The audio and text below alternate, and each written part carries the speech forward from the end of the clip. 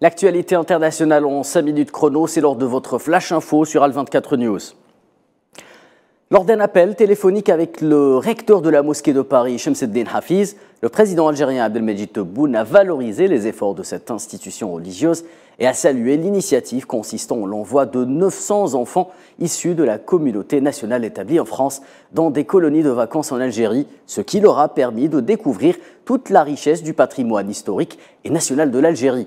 Le président Tebboune a également exprimé son plein soutien au recteur de la mosquée de Paris et l'a exhorté à réitérer ce genre d'initiative en direction de la jeunesse algérienne en vue de créer un climat d'harmonie entre l'Algérie et la France.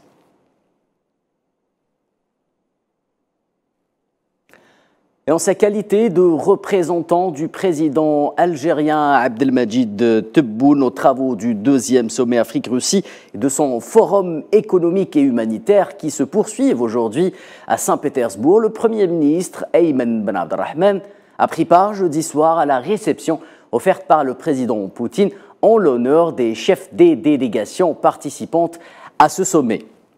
Toujours en sa qualité de représentant du président Abdelmajid Tebboune, le Premier ministre Ayman Ben Abdelrahman s'est entretenu jeudi à Saint-Pétersbourg avec le vice-président du Conseil souverain de la République du Soudan, Malik Agar. La rencontre a constitué l'occasion d'échanger les points de vue sur les efforts visant à surmonter la crise que connaît le Soudan et d'évoquer les relations fraternelles qui lient les deux pays et les deux peuples frères. En Guinée-Bissau, les 102 députés élus lors des élections législatives du 4 juin dernier ont été installés jeudi dans leurs fonctions au cours d'une cérémonie présidée par la vice-présidente de l'Assemblée nationale populaire, Adjassatou Camara. Une cérémonie d'installation marquée par la déclaration suivante: le peuple souhaite qu'il y ait plus d'engagement et plus de responsabilité de la part des nouveaux parlementaires afin que le pays puisse prendre la voie du développement dans tous les secteurs. Fin de citation.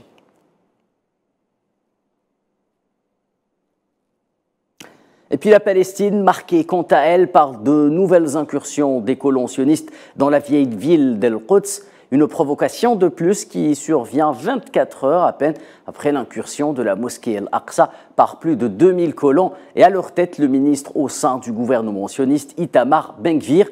A noter que pas moins de 45 000 Palestiniens ont effectué la prière du vendredi aujourd'hui dans la mosquée sainte malgré les mesures sécuritaires restrictives imposées par l'occupant sioniste.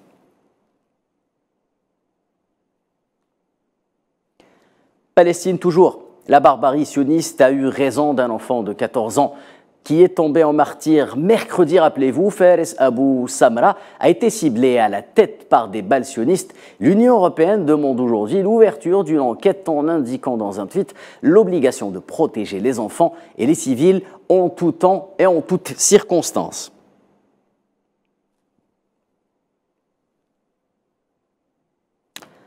Et pour terminer, un mot sur les prix de l'or noir avant clôture des marchés. Le baril de Brent de la mer du Nord se stabilise au-dessus des 82 $ et enregistre un prix supérieur à 83 $ malgré une tendance baissière ce vendredi après avoir atteint un pic de 84 $ hier. Le prix du baril américain du WTI s'est niché quant à lui juste sous la barre des 80 $.